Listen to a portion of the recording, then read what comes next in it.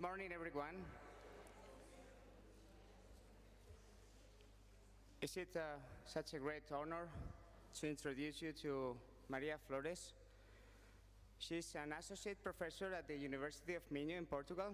She received a Ph.D. at the University of Nottingham in the United Kingdom.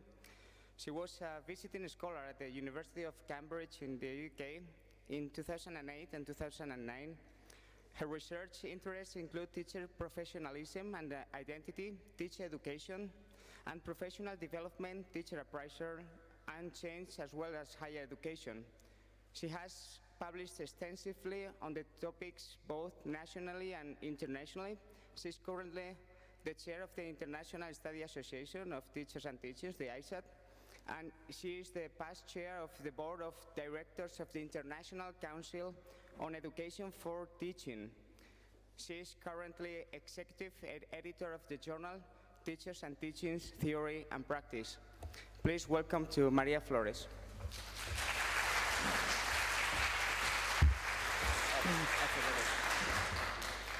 No problem.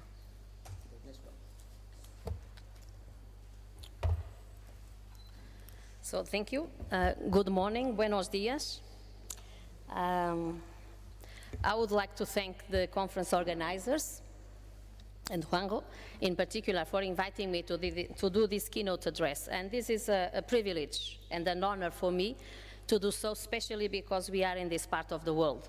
Also, thank you, all of you, for being here. I am aware that you are a little bit tired, so I'll try to keep us awake during this talk. But first, let me explain my title. The title of this talk was inspired by two ideas.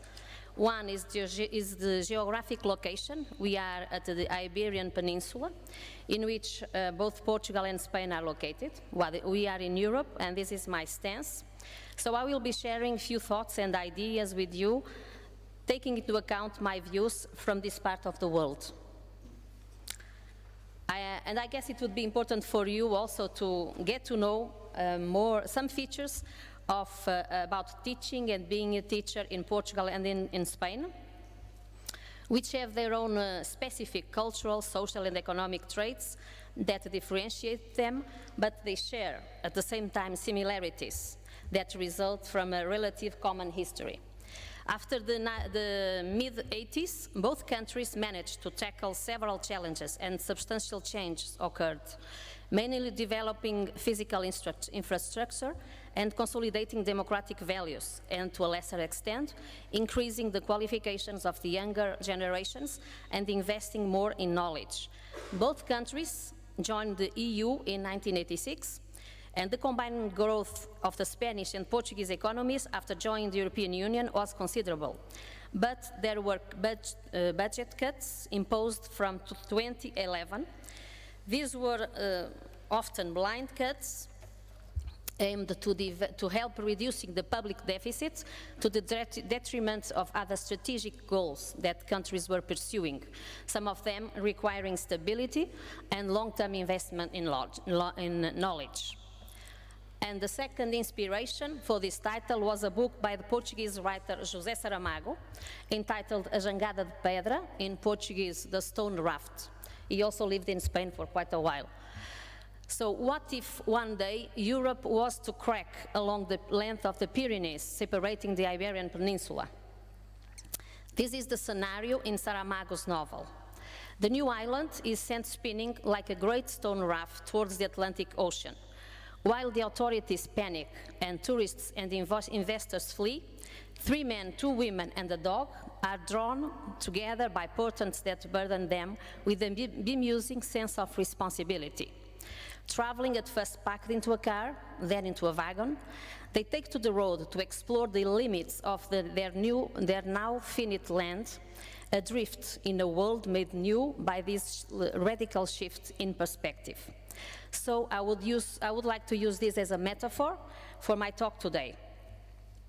Along with the political and philosophical underpinnings, this novel, by the 1998 Nobel Prize for Literature, is skeptical and cynical of many aspects of existence. Again and again, the narrative emphasizes that we live on an unstable ground, the bizarre. and seemingly arbitrary movement of the Iberian Peninsula being the ultimate example. However, Saramago does not present us with the philosophy of despair. Rather, he calls for our critical thinking about the impossible. This does not mean that I will tell you about a radical shift or a radical perspective, but taking this stance from a European and an Iberian perspective, I will try to share with you some specific features and some cross-context issues. And as an overview of my talk, I would like to focus hopefully on a brief introduction. Then I will move on to reflect on the teaching profession in adverse times, policy context and professionalism, which will be illustrated by teachers' voices. And then I'll move on to talk a little bit about resilience and hope by asking what can we learn from niches of excellence. And then I will say something about managing dilemmas and challenges in teaching education and making the best of difficult circumstances in post-Bologna context. And I will leave you with some final thoughts. But first, let me share a personal note. And this personal note has to do with my personal journey at ISATT, where I had the privilege to meet many of you. My first ISATT conference was in Kiel, in Germany, in 1997, 20 years ago. Can you believe that? When I was a master's degree student. The participation in such an engaging research international community was and still is an inspiration for me, both as a teacher educator and as a researcher. It is interesting to see how the themes travel from one conference to the other and how important the discussions and reflections were in these events. Keywords such as teachers, practice, challenges, professionalism, research, action, policy, etc., were at the forefront of the conference themes. And I am glad that I met great scholars from whom I've learned, and I'm still learning a lot. I'm not going to mention all the names because I will be here all morning. So thank you all. And I would like also to say that in a word cloud related to issues wanting attention in the future, published in the book celebrating the 30th anniversary of ISATT, launched in 2013, Kompf and Rust identified issues such as environment, unemployment, bullying, poverty, political, technology, union, crisis, pollution, financial, aging, etc. And here we are in Spain in 2017. And hopefully I'm going to talk a little bit about some of these issues that are related to our current concerns, not only in this part of the world, but in other contexts and in other regions. But first I would like to share with you a small video, actually it's an audio, that sounds a little like provocation, but it's also funny. I think it's very popular, I think some of you know about it. So this is for us to start the reflection. She doesn't like her school and she wants to get it demolished. So she goes to a demolition experts and tries to convince them. Hello, it's Cora. Hi, is that the demolition place? It is, yes. Could you tell me to destroy my school, please? Just bear with me a second. Hello? Hi. What school do you go to? I go to a school in Dublin. And you want it demolished? Yeah. Do you use a big wrecking ball or how do you knock it down? A big ball? What do you mean? Right. Well, hold on 1 second, please. Hello? How are you? My name's Becky. Yes. I have a proposal for you. Go ahead. Are you the demolition man? Yes. You're the top boss, yeah? Go ahead. What's the crack? Hello? I want you to help me destroy my school. You want it blown up? Can you blow it up or knock it down? Whatever you want done. I'll blow it up, that would be better. Can you make sure that all my teachers are in there when you knock it down? I don't know if I can get away with that now. You will, nobody likes them. They give me extra homework on a Friday and everything. Where are you calling from? From Dublin. What school in Dublin? The one that's about to fall down. There's lots of people down there about to fall down. And how much would it cost to knock it to the ground? It depends how big it is. Give me a ballpark figure.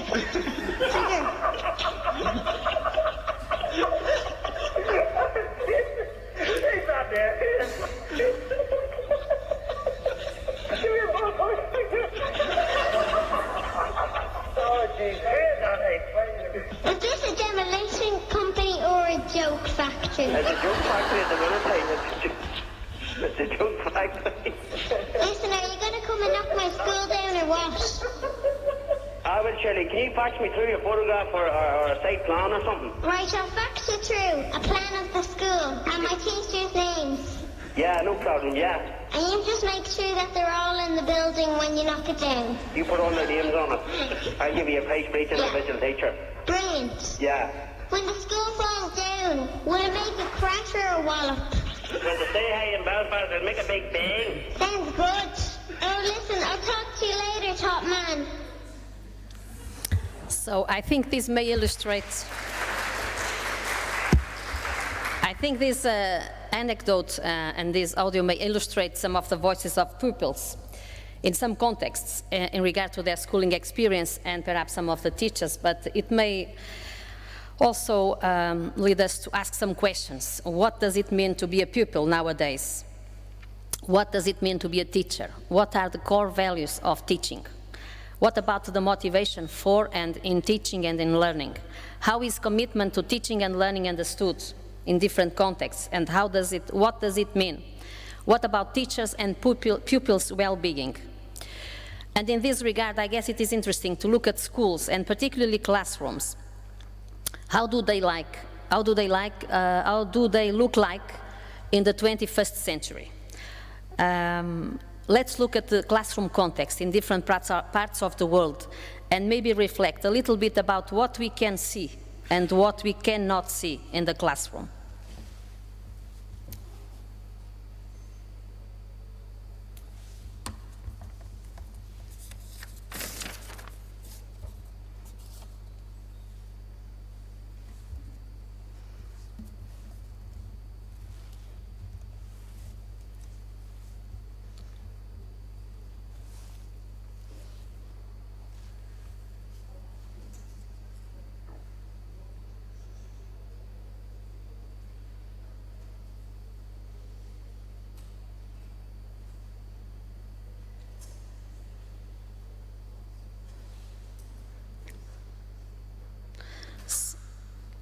So I guess there are some issues that we might reflect on, and these pictures come from different parts of the world, and maybe we can discuss issues such as the classroom space, the environment, the role of the teacher, the role of the pupils, the existing resources and school contexts, the disparities in education, the characteristics of the pupils, issues as inclusion, diversity, equity, the digital era, but also some social, cultural and political changes impacting schools and teachers' work.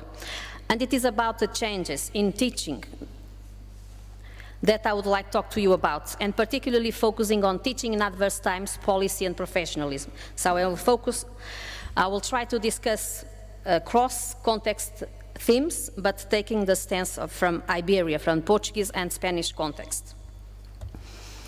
And over the last few years, both Portugal and Spain have gone through a financial and economic crisis with implications for all sectors of society. Austerity measures have greatly affected people's lives in terms of unemployment, low income, high taxation, poverty, inequalities, as well as through their impact on social protection, health and education. Thus, alongside the financial and economic downturn, a social crisis has been also apparent. The situation in the teaching profession has been particularly critical in terms of salary cuts, career progression, working conditions, and so on. A special issue published in the Journal of Education for Teaching is related to poverty issues and how they affected in different parts of the world education, the teaching profession and also teacher education. You also can find more details there from different parts of the world, but also from Portugal. Both in Portugal and in Spain, there have been precarious job conditions in teaching, short-term teaching contracts, high level of unemployment, and teacher surplus, unlike other countries. So the teacher attrition and dropout rates are low, which runs counter to the situation in other European and non-European countries. For instance, unemployment reached 25% in Spain and 17% in Portugal, general unemployment. And for young people, it was about 52% in Spain and 35% in Portugal. There have been also changes at policy level, new mechanisms for teacher evaluation, a new legal framework for teacher education, new protocols for school governance, reduction in the school curriculum, increase of the number of pupils per class, introduction of national exams, school evaluation. So in general, more pressure has been placed on schools and teachers to increase teaching standards and students' achievement. Over the last few years, there have been cuts in the budgets for education and other policy initiatives. We have led people and teachers in particular to fight against them. There were several demonstrations and strikes in both countries. For instance, in Spain, they were fighting against austerity measures, cuts in the budget for education, increase of tuition fees, teacher evaluation, worsening of working conditions, unemployment. Here you can see in Portugal the strikes, and when they say, let us be teachers.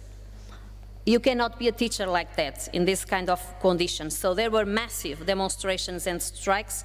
And of course another issue is the aging of the teaching force. It's another theme that I would like to pick up on the themes that Comp and Rust have identified. For instance, in Portugal, one out of 3 teachers are 50 years or older.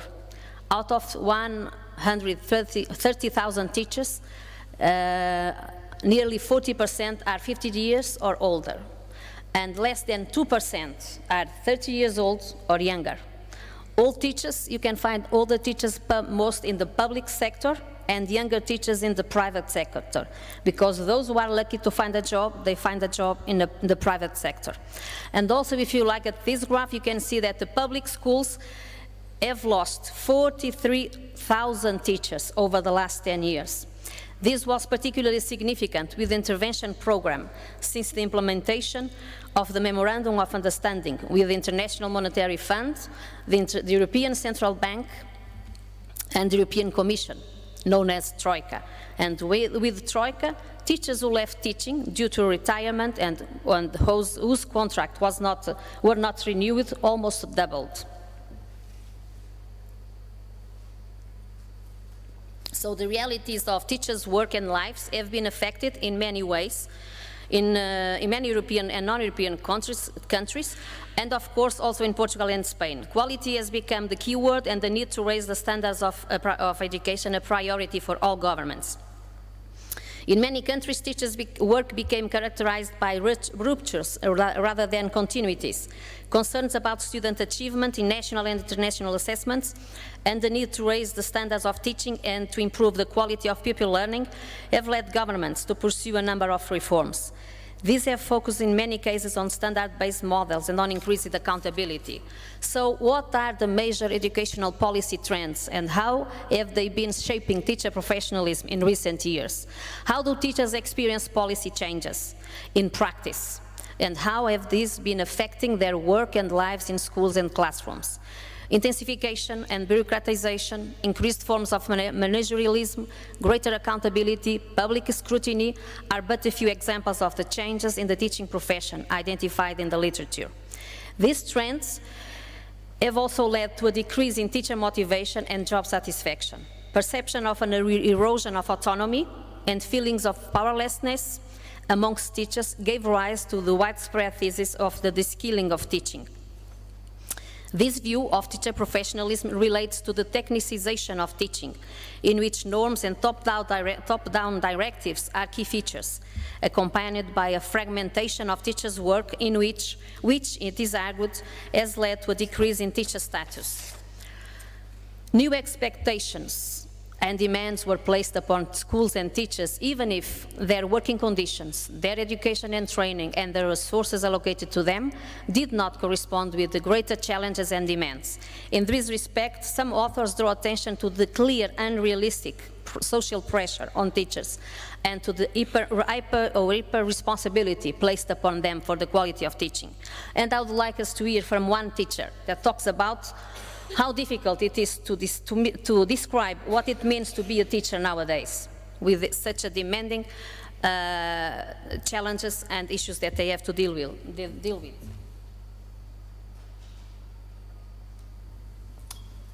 All these years, our work has been intensified. It's very difficult to define what being a teacher means nowadays. We have so many tasks that so-called non-teaching time is not enough to perform all those tasks. Class tutoring, for example, means checking on our students' absence on a daily basis, and we cannot forget that we have 28 students per class. It means contacting parents, writing reports about the students' progress and behavior and sending them to parents. It means organizing meetings, not only with parents but also with teachers, in order to discuss and solve problems concerning the class. And this is just the tip of the iceberg. So, this teacher illustrates, how difficult it is to be a teacher, and it relates to issues of identity and professionalism. And in regard to this, I would like to talk to you about a project that was carried out in Portugal for 3 years. And the main goals were to understand the wider social, cultural, and political setting and the policy environment in which teachers' work was framed, especially in terms of challenges and opportunities, and to analyze the professional and organizational culture and structures of the school in which teachers work. It was also the goal was also to understand the ways in which teachers construct their professionalism and to develop strategies in order to enhance teacher leadership in schools. You can look at the website here to find more information, www.teachersexercisingleadership.com. The name of the project was Teachers Exercising Leadership, in order to focus on the teachers' work. But most of the information is in Portuguese. But I would like to stress the key principles of this project. Teachers are key players in the process of change and innovation in practice. Schools are places where both teachers and students can learn. School reform is likely to be more successful if teacher professionalism includes leadership and improvement of practice. So the main idea was to foster professionalism and leadership. Of course, there has been an increasing attention worldwide over the last decade to the topic of leadership, but of course there are different perspectives and different understandings. We can talk about formal and informal teacher leadership. However, teacher leadership is seen as a key element in improving efforts in education. So within the view of schools as learning communities, teachers are encouraged to exercise leadership and to engage themselves to improve and change in the settings in which they work. So I'm not going into detail in regard to the research design, but it involves 3 phases: a national-wide survey in which around 3,000 teachers participate, 11 case studies in 11 schools throughout the country, and then phase 3, we develop professional development courses in 5 schools. But I would like to draw your attention to some of the findings. So teachers, when asked about how is their motivation, at the moment most of them said it's moderate, 45%, although some said it were low, 70%, and high, 27%. But when asked about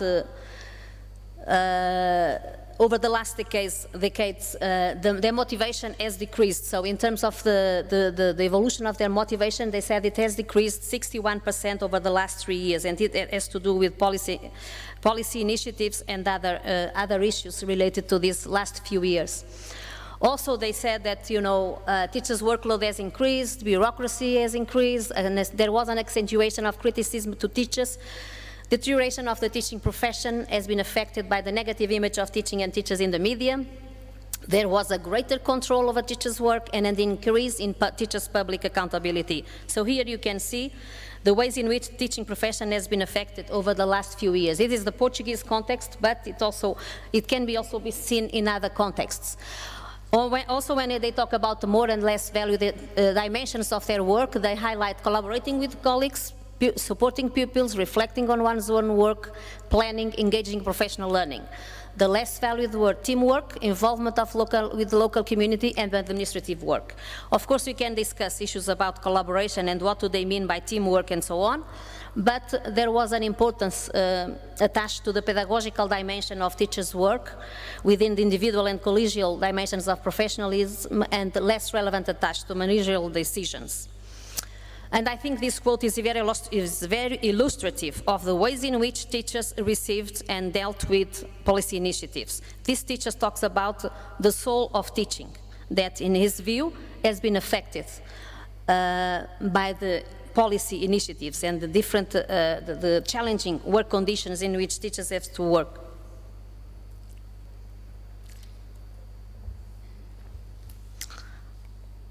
And when they were asked, this is another research that I'm carrying on teachers, so around 1,300 teachers participated.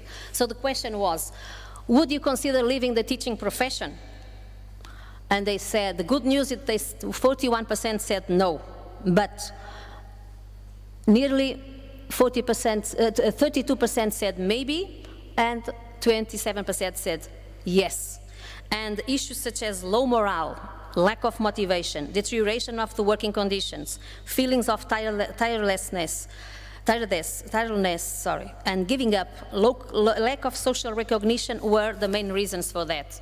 And there were some emerging issues from this project that I was mentioning, teacher exercising leadership, intensification and bureaucratization of the teacher's work, precarious job situations and impoverishment of teaching workforce, lowering of teacher status and their social images, climate of collaboration and sharing versus competitive individualism. So this was we could identify these tensions in different schools because we conducted 11 case studies, and these were the key themes arising from these 11 studies. Classroom as a space for autonomy and professional satisfaction. It was also a trend that arises from the data, and also the tensions between disappointment and resignation, on the one hand, versus energy and resilience by teachers, on the other hand, are illustrated in the teachers' voices.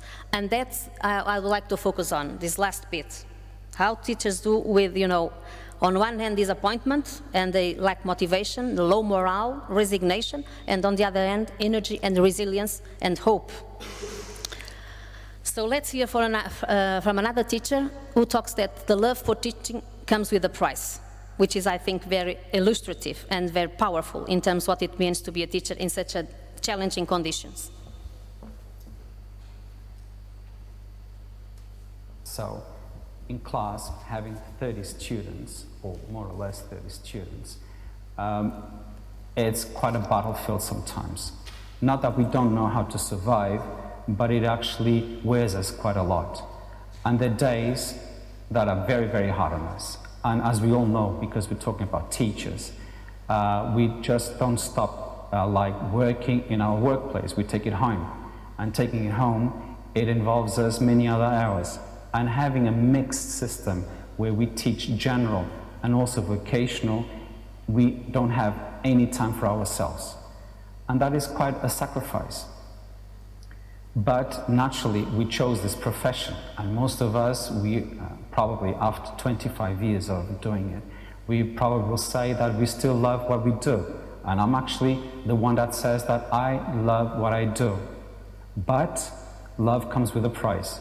And the price is that sacrifice that I just mentioned, and also that sometimes sociologically, being a teacher is not seen as it was before, where we just sometimes as like keepers more than the ones that will influence them in their lives, even though we know that anything we say and anything we do will actually do an individual invest in their own lives and in their own decisions.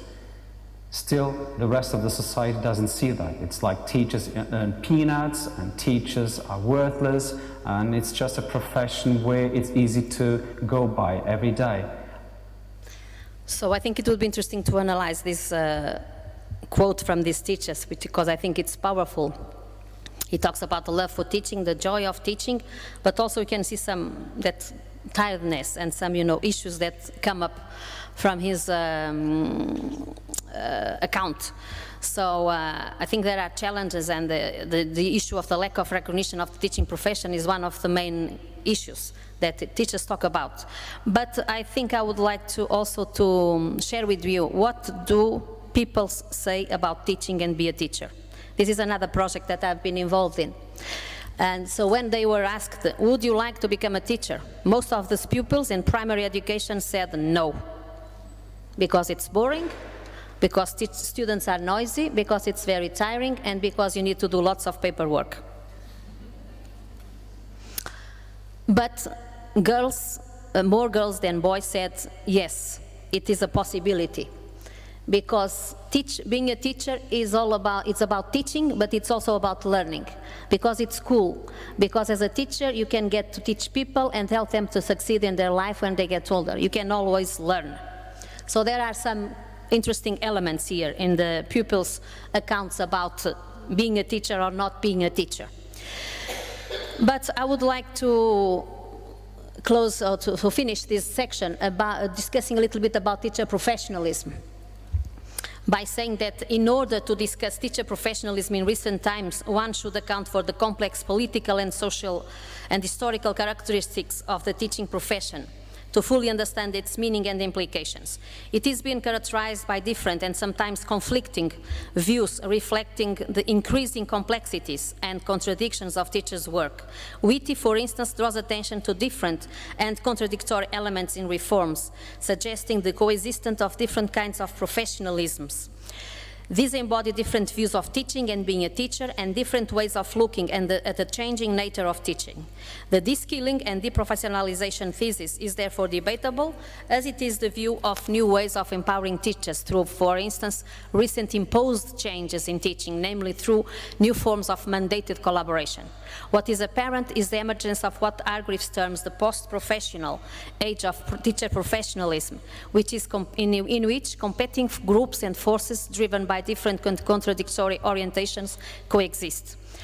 Looking at the opportunities and threats in teaching, amongst other features, Hargreaves and Fullan warned that it can turn into hyperactive professionalism, as teachers are thrown into hurried meetings to devise quick fix solutions that will lead to instantaneous gains in students' achievement results.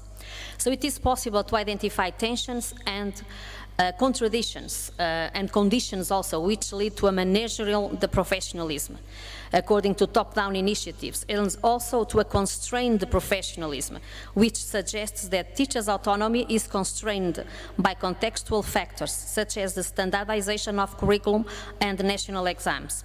The identification of sets of skills and competencies focused on what teachers have to be capable of doing, overlooking dimensions such as how they think, has led rise to the performative professionalism, which represents within a narrow view of the role of the teacher, aligned with a narrow view of school curriculum. Murray and Passy argued for the need to foster a more developmental and inquiry stance in teaching and in teacher education. But it is also possible to talk about situations and contexts in which a more interactive and collaborative professionalism can be found, more positive and maybe proactive vision of teacher professionalism in which teachers' sense of agency and their moral purposes in improving the quality of education provided for pupils and young people are key features. And in this context, I guess the concept of teacher leadership may also be helpful.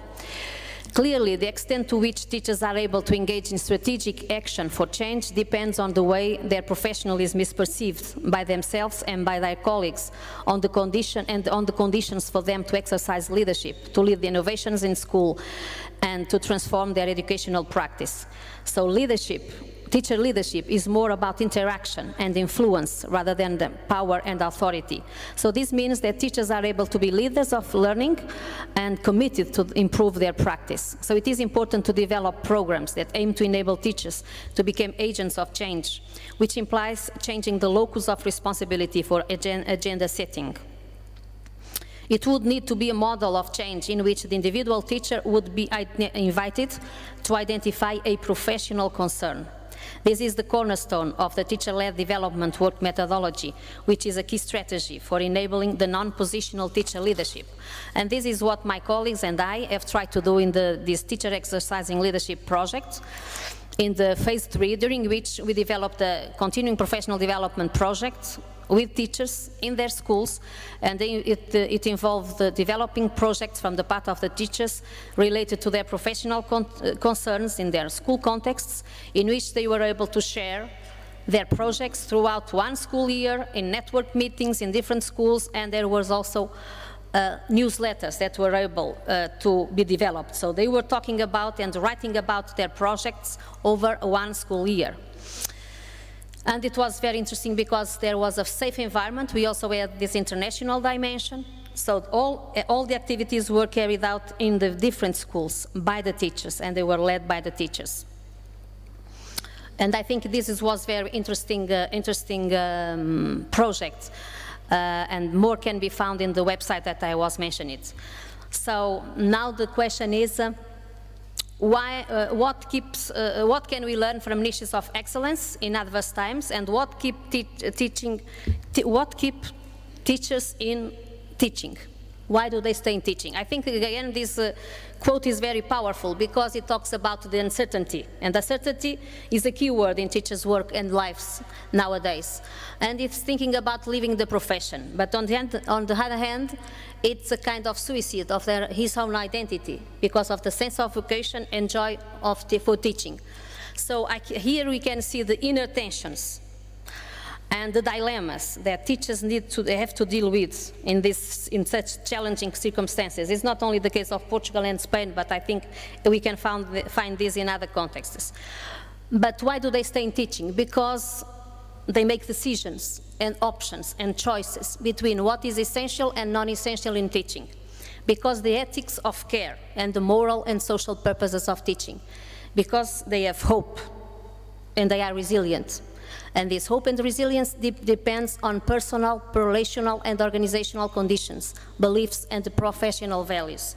Because one of the core of professional values is commitment to pupils, to their learning and well-being. And in this regard, I would like to share with you an example, which I can identify as a niche of excellence. I don't know how many of you have heard about Escola da Ponte. Escola da Ponte. My Brazilian colleagues.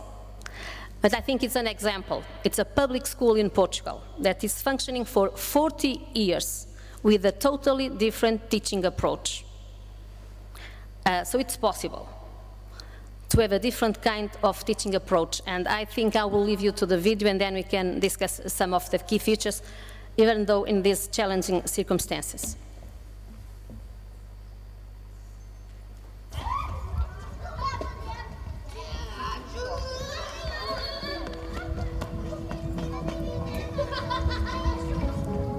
Era uma vez a Escola da Ponte. Viemos conhecer o modo de ensino alternativo.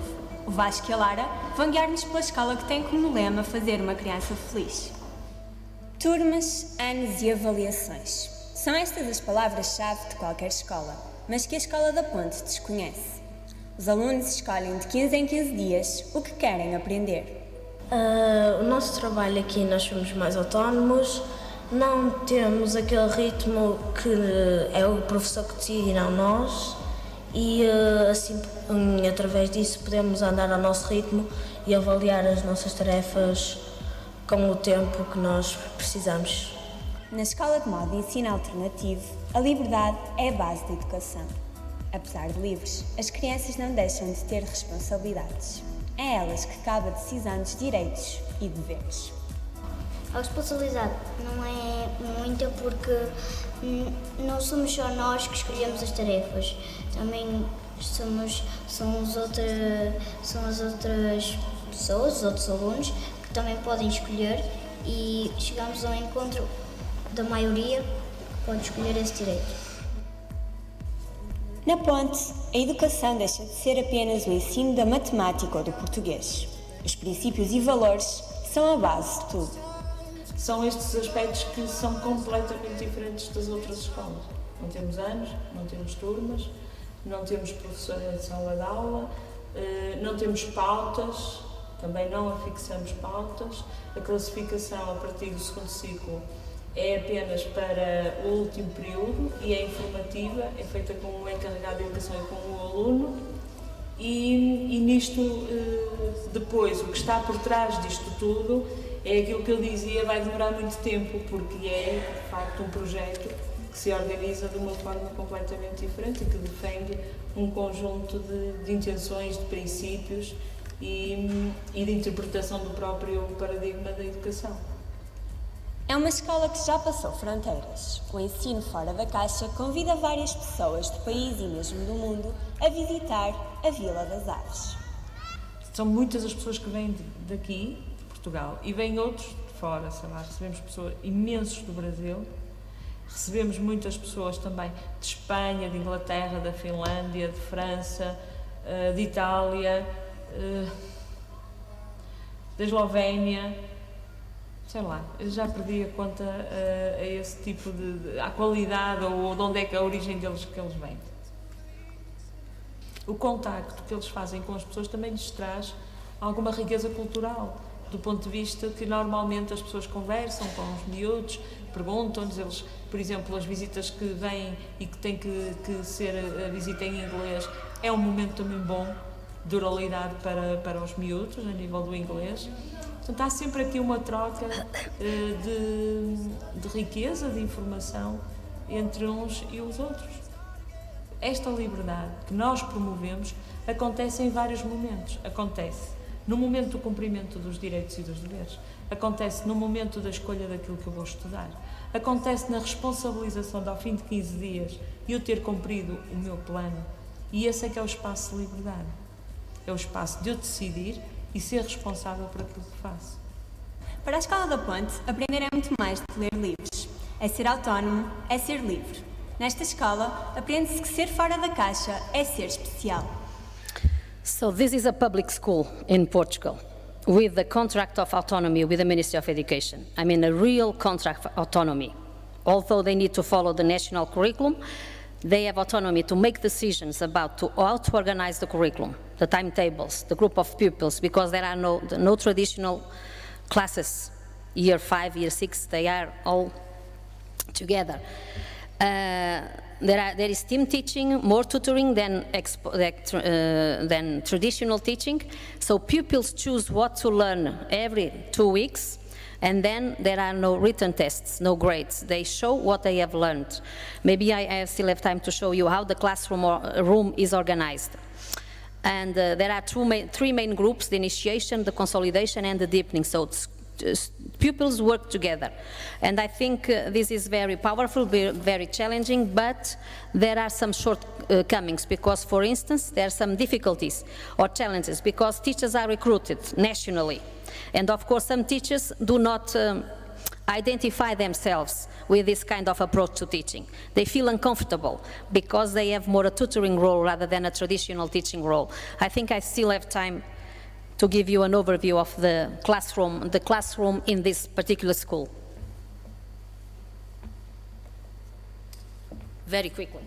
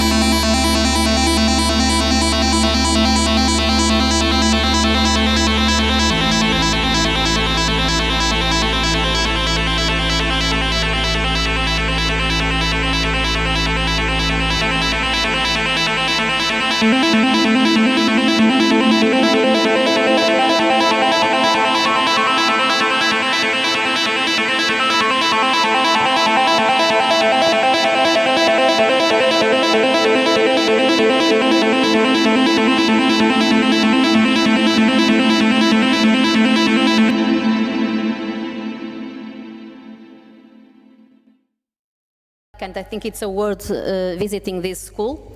But of course, like I was saying, some teachers who are appointed to this school, because we have a national application for the teaching positions, they do not feel comfortable. So the coordinating team sometimes have difficulty in socializing new teachers to this way of functioning, and sometimes they have to leave, and sometimes they have to adapt to this, and it's difficult for them. So now I will move on to my last topic, which is making the best of difficult circumstances in post-Bologna context in Portugal. And this relates, I was talking about the conditions and the key features of teaching. Now I will move on to talk a little bit about teacher education. But I'm not going to talk about the international perspective because I don't have time. And so I move to the Spain context, initial teacher education in Spain. So in a recent paper, Sancho Gil and her colleagues drawn from 2 research projects, identify 3 phases in initial teacher education in Spain for primary education. The developmentalism and the last stage of Franco's dictatorship, constructing democracy, and the implementation of the European higher education area. And they said that Spain has experienced a significant improvement. It went from a rather artisanal and ideological model to a more academic and professional one during these 3 phases. And the reform implemented in each period represents for the authors a clear intention to professionalize teachers' work and to stop considering it as a vocational training, transferring it completely to the university. However, there are still some issues to be improved, such as the prescribed curricula, which maintain a subject-based and compartmentalized notion of knowledge in teacher education. What about the Portuguese context? We can also talk about development and consolidation. Of course, there has been also a period of ideological control during the dictatorship in Portugal. But in the democratic period, after the revolution in 1974, there was a great development and consolidation of teacher education. And thus, it is possible to identify several phases. The 70s, with the creation, the emphasis on initial teacher education and the creation, what we call in Portugal, the new universities, focusing on teacher education. And actually, I come from one new university, and these universities were created to train teachers, because there was with the democratization of schooling, there was a need to recruit many teachers, so there was a need also to train them. And so there was an emphasis in the 70s on initial teacher education. Then on the 80s, there was also a focus on professionalization of teachers. So the focus was in service and on-the-job training, because of the massive numbers of teachers that needed to be recruited for mass schooling. So this is in the context of mass schooling and the need to train teachers, and the 2-year programs were devised and teachers were trained while they were teaching, because it was mainly for teachers who did not have a teaching degree, for engineers, people in law, and so on. Then in the 90s, the focus was on ISATT, the in-service teachers of training, with the institutionalization of ISATT for all teachers. It becomes mandatory. It becomes also a right for teachers. And from 1992, teachers have to do at least 25 hours of in-service training each year, which corresponds to 1 credit. So this is interesting in terms of career progression and the ways in which the government starts to focus on in-service education. Then in the years 2000, it's the Bologna Declaration and the need to restructure the process of teacher education programs. It has become a high qualified profession at the master degree level. It's a research-based approach, and the legal texts were published in 2008, and there is a new one in 2014. And I would like to highlight some issues, the professional qualification, because in order to become a teacher in Portugal, you have to have a master degree from preschool to secondary school, so there is no other way. You have to have a master degree. It's a research-based qualification. There is also another key feature which relates to the importance of practicum and school-university partnerships, and of course the quality assurance of all programs that need to be accredited. This is the main domains of teacher education at the moment, but I will just like to stress the cultural, social and ethical education, because it's important in terms of how to train teachers, although more needs to be done in this regard in my view, and also to emphasize the importance of professional practice. And finally, I would like just to stress this conceptual framework in my university for the professional profile for practicum. So teachers need to develop the conceptual dimension, the strategic dimension, and the axiological dimension. It focuses on theoretical framework of professional practice. It needs with different kinds of knowledge. Then it's about the methodological framework for professional practice. It has to do with techniques, analysis and development of subject knowledge and of teaching and learning, regulation, research of teaching, understanding and transformation of the intervention contexts, because this is done in the schools. And finally, the ethical and political values that underpin educational action with its ethical and political implications. So I did this in terms of framework is very interesting, how to develop a professional teacher that deals with different kinds of dimensions. Of course, the mastery of the subject knowledge and the didactics are important, but it's beyond that, and we try to emphasize that in our program. So the idea, very briefly, is to link theory and practice, and teaching and research. This is the cornerstones of our model of teacher education. And there have been some lessons learned. The scholarship of teacher education and the role of teacher educators. We have been developing research, but also study groups involving teacher educators to learn more about how we do teacher education in our faculty. Also the articulation between the formal and the hidden curriculum, the curriculum of the process. So it's not only about the integration of the different components of the curriculum, but also what we do as teacher educators. The collaboration between schools and universities through research projects, it's another feature. And then the component, the research, and basically it's mostly action research that student teachers need to develop during their practicum. And finally, the idea of developing explicit pedagogies of student teacher's identity, because you used to have a 5-year degree, now we have a 2-year degree. So what happens in terms of the development of student teacher's identity as teachers? So this is another feature that I'd like to stress, and I'll move on to the final thoughts. Okay, I think we are good. And I would like to say that as we all know, change is a slow process. And especially in education, I think there's a gap between discourse and practice. That maybe in other professions we don't find it so high in terms of the discrepancy. And maybe it is important to question or rethinking our perspectives. Changing the status quo is a critical issue, but maybe we need to go beyond the more apparent or visible aspects. And I would like to quote from António Novo, 2013, when he talks about the third bank of the river. And the third bank of the river, it's the river itself. It's the river flow. We know that, and he mentions that this analogy with teaching is activity is inspiring. Teacher reflections must be conceived as a sequence of ideas and thoughts arising from the activity with consequences in their practice.